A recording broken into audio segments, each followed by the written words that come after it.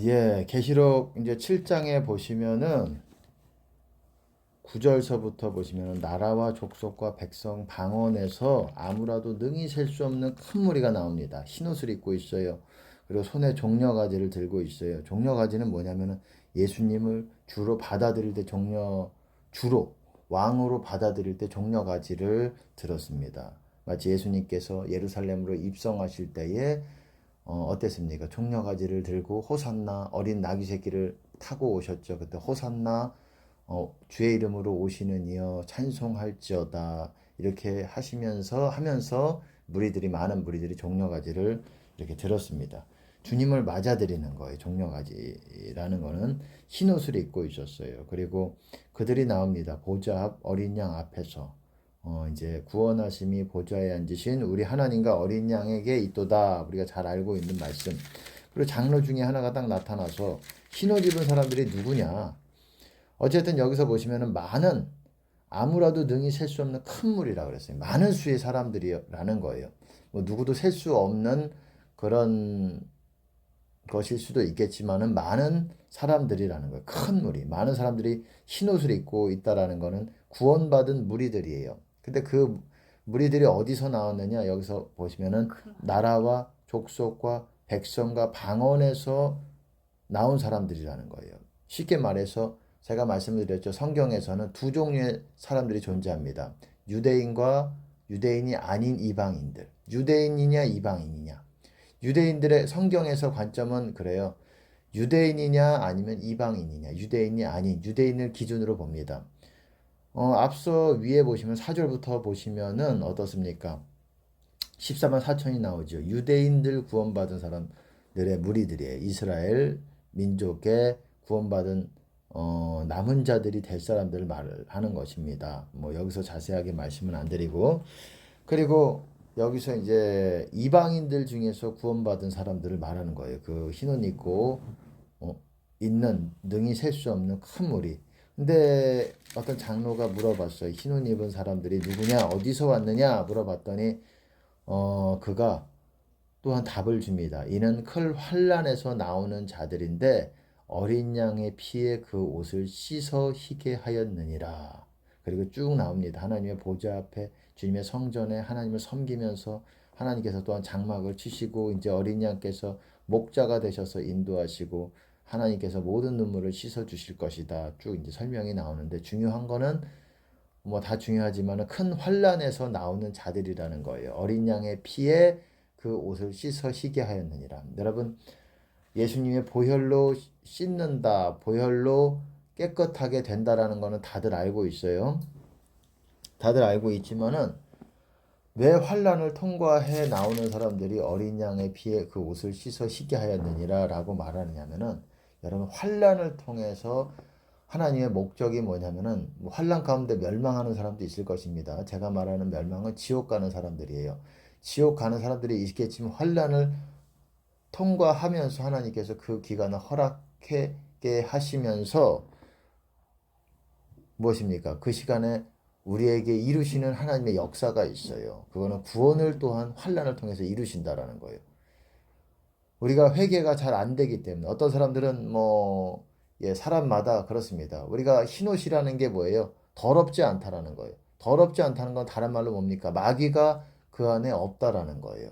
마귀가 없고 예수님으로 옷 입혀지고 우리의 행실이 완벽하게 된다는 겁니다. 완전하게 회개가 된 상태예요. 의인의 반열에 있게 된다는 것입니다. 우리가 잘 회개를 열심히 하면서 그렇게 우리 안에 있는 죄를 다 철저하게 회개하고 이 우리 안에 있는 마귀를 완벽하게 다 나가게 하면 좋겠지만 우리도 우리 스스로 잘 안 되기 때문에 하나님은 이러한 환란을 통과하는 여정을 주세요. 그래서 우리가 제일 잘 스스로를 회개하지 못하는 것들이 이 환란의 시기에 하나님께서 우리의 생각과 마음과 마음속에 있는 깊은 폐부 속에 있는 심장 가운데 있는 우리 몸에 있는 그런 죄성들, 죄지요. 죄성이라고 말하면 좀 애매하고 우리가 지었던 아직 놓지 못하고 있는 그 죄들, 뭐 여러 가지 죄가 있어요. 돈도 될 수 있고 음란도 될 수 있고 또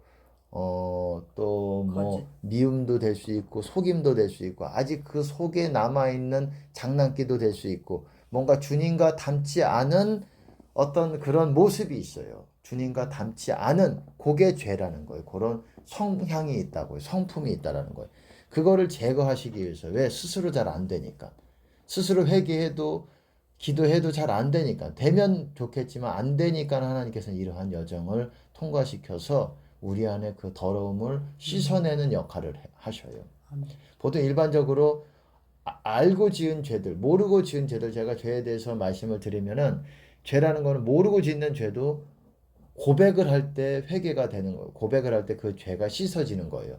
모르고 지었어요. 고백을 안 하고 자백을 안 하고 회개를 안 하면 그 죄는 모르고 지어도 죄가 되는 거예요. 여러분을 더럽히는 죄가 되는 거예요. 모르고 짓는 죄는 죄가 아니라고 생각할 수 있어요. 그렇지 않습니다.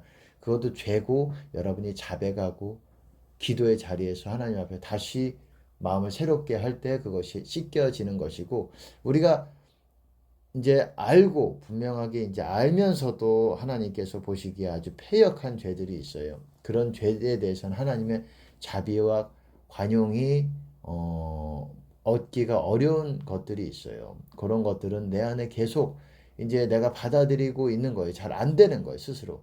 이런 죄들은 내가 마귀와 함께 내 안에서 있어요. 그런 것들은 이제 하나님께서 그 어떤 고난이나 고통이나 환란이나 어떤 환란 지금 말하는 건 이제 큰 환란, 대환란이죠.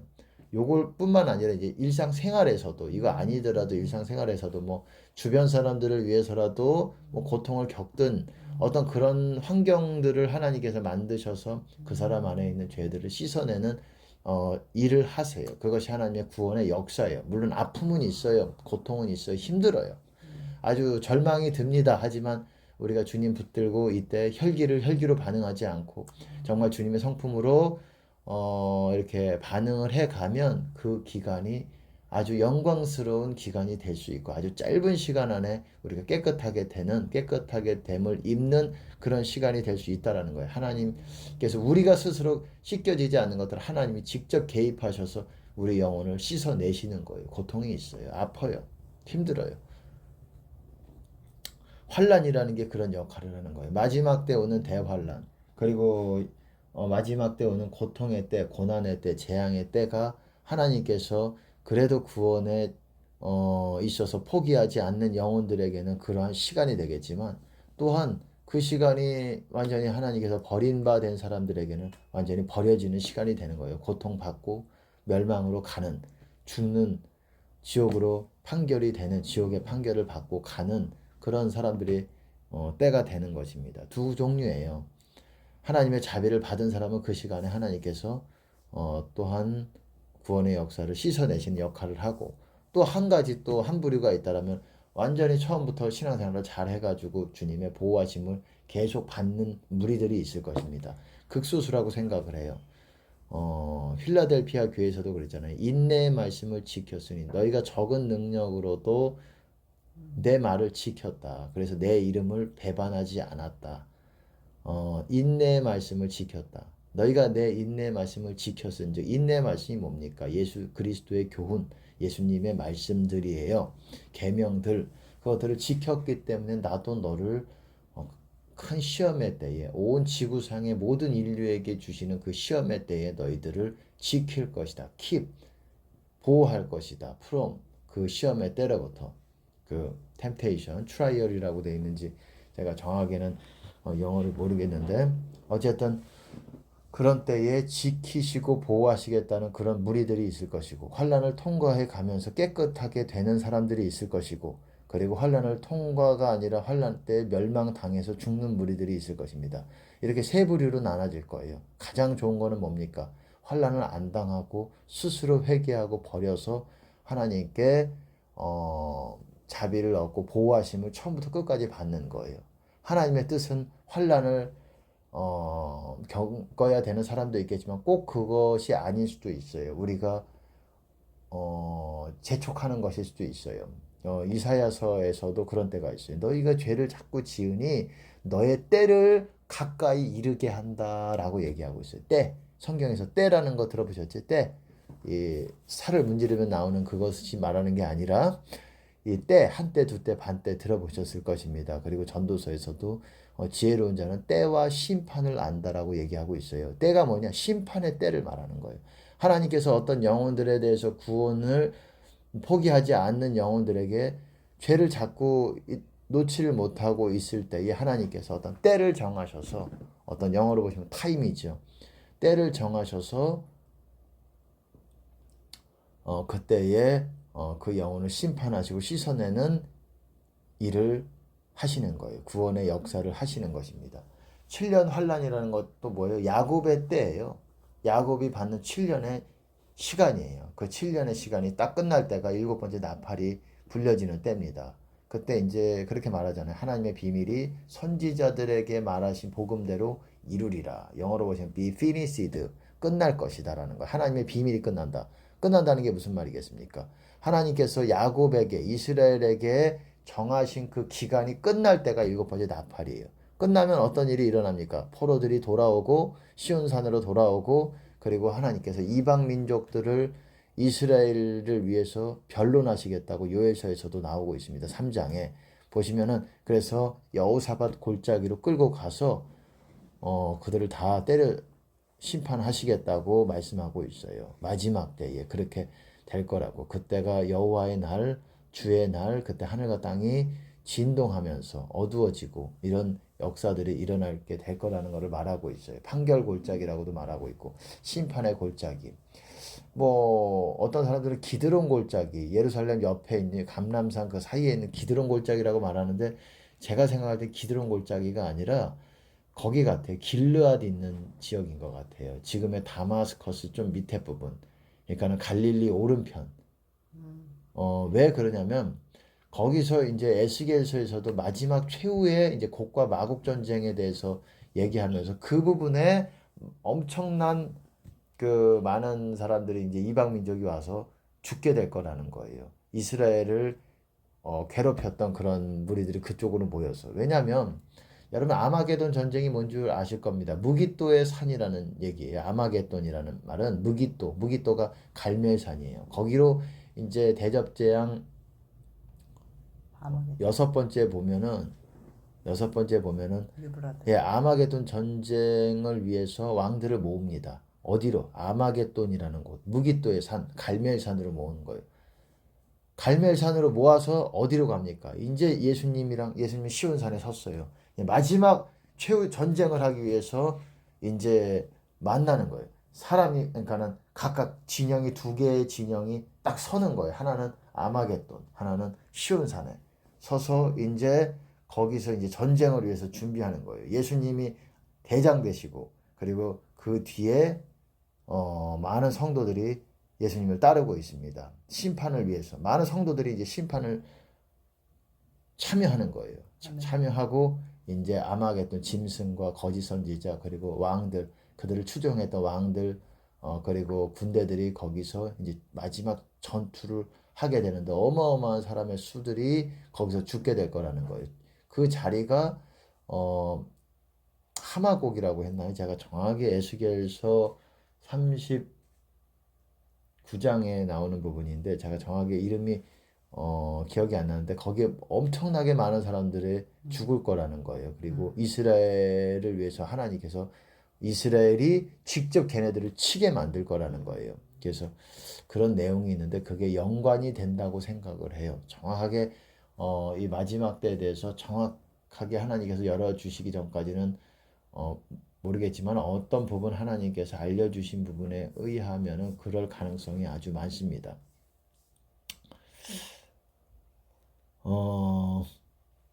어쩌다가 어쨌든 이렇게 이런 얘기가 나왔는데, 제가 뭘 얘기하다가 어쨌든 이렇게 나왔어요. 네, 예, 잠깐만. 예. 근데 어쨌든 제가 말씀을 드리고 싶은 요지는 아직 말씀을 안 드렸어요. 그 주제에 대해서. 여러 가지 설명을 드렸는데, 주제는 뭐냐? 아주 중요합니다. 지금부터. 제가 말씀을 드리고 싶은 거는 뭐냐? 왜 여태까지 이런 얘기를 꺼냈느냐? 말씀드리고 싶은 거는 여러분과 우리가 원하는 그것이에요. 그게 뭐냐? 우리는 웬만하면 환란을 겪지 않고 그리고 적게 겪으면서 가능한 천국을 무사히 안전하게 가기를 원하지 않습니까? 이게 저만의 욕심입니까? 아니죠. 다 원하죠. 하나님의 보호하심을 처음부터. 웬만하면 통과를 안 했으면 좋겠고, 만약에 하더라도 주님의 자비, 큰 자비 안에서 아주 최소한의 부분만 환난을 겪기를 원합니다. 이 마지막 때 환난의 때 아닙니까? 재앙의 때. 처음부터 보호하심을 받으면서 정말 하나님께 순종하면서 가기를 원하는데 그 방법이 있다라는 겁니다. 그것은 여러분이 하나님이 여러분을 심판하기 전에 여러분이 스스로 여러분을 심판해야 된다라는 거예요. 무슨 말이냐? 예. 하나님이 이 목적은 환난의 목적은 우리 안에 마귀를 뽑아내는 거예요. 우리가 회개를 해서 스스로 하면 좋겠지만 어렵기 때문에 그런 방법이 뭐냐? 우리가 금식하면서 스스로 그 환난의 때에 오기 전에 우리가 그 전에 완전히 거룩한 상태로 우리 안에 있는 마귀들을 다 뽑아내고 금식하면서 그리고 완전히 주님을 닮은 사람으로서 겸손해지고 하나님께서 원하시는 게 뭡니까? 순종과 겸손과 사랑이에요. 그리고 완전한 주님을 형상을 옷 입는 거예요. 똑같아져서. 마치 제자가 스승과 똑같아져가지고 그렇게 입는 거예요. 주님과 완전히 그리스도로 옷 입고 주님과 동행하는 거예요. 그래서 완전히 주님의 인도하심 안으로 가서 그렇게 우리가 주님께 영광을 드리고 많은 사람들을 구원하고 그렇게 주님께 가서 주님의 얼굴을 뵙고 주님을 포옹하는 것입니다. 저는 그래요. 부족하지만 그래서 우리가 그 신랑이신 예수님 그분을 뵙는 것입니다. 그렇게 그러니까 환난에서 이거를 통해서 유익이 있지만 우리는 더 스스로를 심판하시라는 거예요. 저도 마찬가지고 스스로 금식하면서 금식과 기도 외에는 이런 류가 나가지 않는다 그러잖아요. 이 마귀 아닙니까? 금식과 기도 두 가지로 말씀하셨어요. 기도만 가지고 나간다 이렇게 말씀 안 하셨다라는 거예요. 원어에 보면은 금식과 기도예요. 아멘. 패스팅과 프레이어. 금식과 기도입니다. 기도만 가지고 안 된다는 거예요. 우리 기도 다 하잖아요. 모든 사람들이 다 하잖아요. 기도 우리보다 더 많이 하는 사람도 있을 거 아닙니까? 하지만 기도만 가지고 그 사람의 영성을 판단하는 것이 아니에요. 행실과 회개가 얼마나 철저하게 됐고 주님 얼마나 닮았느냐. 그래서 주님과 얼마나 동행하느냐. 기도는 열심히 많이 하는데 동행하지 못하는 그런 마음을 가지고 있는 사람들이 많아요. 그래서 기도해도 잘 인정을 못 받는 부분이 있다라는 거예요. 행실과 기도 다 같이 필요합니다. 그리고 그렇게 안 될 때, 내가 행실을 하고자도 안 될 때, 그리고 하나님 보실 때에 우리가 또 알고 지은 어떤 하나님이 보실 때 좀 패역한 그런 죄들에 대해서는 하나님께서 자비가 얻기가 어려울 때는 우리가 금식하면서 그 부분에 대해서 하나님께 통회하고 그렇게 우리 자신을 철저하게 낮출 때에 하나님께서 그거를 다시 씻어내시는 거예요. 금식이 바로 우리 안에 마귀를 뽑아내는 가장 중요한 방법이에요. 아멘. 마귀가 있어요. 잘 안 돼. 그럼 뽑는 방법은 두 가지밖에 없어요. 이게 만약에 내가 알면서도 계속 짓는 죄라면은 그리고 하나님 보시기에 패역한 죄라면은 뽑는 방법은 하나님이 패서 환란을 통과해서 뽑을 수가 있고 그 마귀들을 뽑아낼 수가 있고 아멘. 두 번째는 우리 스스로 심판을 해야 돼요. 하나님이 심판하시기 전에 우리 스스로 심판하는 게 훨씬 더 가볍게 가는 거예요. 하나님이 심판하시면 무서움을 보게 되는 거예요. 아멘. 하나님이 얼마나 두려우신 분인지를 사람들을 통해서 보는 거예요. 예, 그때 무서운 칼과 총을 가지고 뭐 그런 것들을 갖고 있는 사람들을 통해서 하나님이 얼마나 두려운 분이라는 것을 그때 하나님을 깨닫게 되는 거예요. 그때는 너무 두려워요. 하나님의 자비가 보이지 않을 수 있어요. 그러기 전에 우리가 스스로 심판해야 된다는 거예요. 그럴 때 너희가 인내의 말씀을 지켰은즉 나도 너희를 지켜 그 큰 시험의 때에 모든 인류가 받는 그 시험의 때에 나도 너희를 지킬 것이다. 보호하고 지킬 것이다. 그런 보호하심 안에 들어가야 된다라는 거예요. 아멘. 철저하게 우리는 이제 사랑으로 전부 완전히 우리의 그것이 목적이 되어야 되는 것입니다. 순종과 사랑, 이것이 목적이 돼야 되는 거예요. 사랑이 법이에요. 그거를 머리와 가슴에 새겨야 돼요. 기록해야 돼요. 내 기준으로, 내 행동과 말의 기준으로 삼아야 돼요. 저도 안 되지만 그렇게 노력을 하고, 그리고 여지껏 또 우리 안에 아직 빠지지 않은 그 죄들, 그런 죄들은 금식으로 하나님 앞에 엎드려야 돼요. 그래야 우리가 환난을 하나님께 더 자비를, 환난 때에 훨씬 큰 자비를 얻을 수 있는 것입니다. 하나님은 우리의 목적이 때리시는 게 아니에요. 회개하고 너희가 정말 완전히 나와 동행하는 것이 목적이에요. 안 되니까 때리시는 거예요. 때리는 게 목적이 아니라는 거예요. 예수님은 하나님 어쩔 수 없이 우리 인간의 죄를 담당하시기 위해서 하나님께서 심판을 아버지께서 아들에게 가하셨어요. 아주 고통스러운 그런 인간이 감당하기 고통스러운 그런 심판을 죄가 없으신 분께서 우리 인류를 위해서 담당하셨습니다. 우리를 담당하신 분 안에 들어와야지 그분의 그 은혜를 얻을 수 있는 거예요.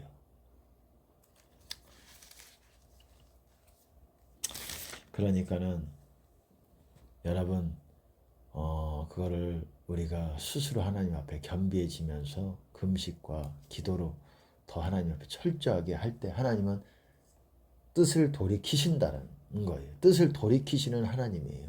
우리가 뜻을 돌이키고 우리가 회개하고자 하고 철저하게 더 낮아지고자 하면 하나님도 그 뜻을 돌이키시는 분이시라는 거예요. 그것이 성경의 선지서에 그렇게 하나님께서 말씀하시는 것입니다. 하나님의 자비를 더 구해야 돼요. 예. 그런 저와 여러분이 되시기를 바라겠습니다.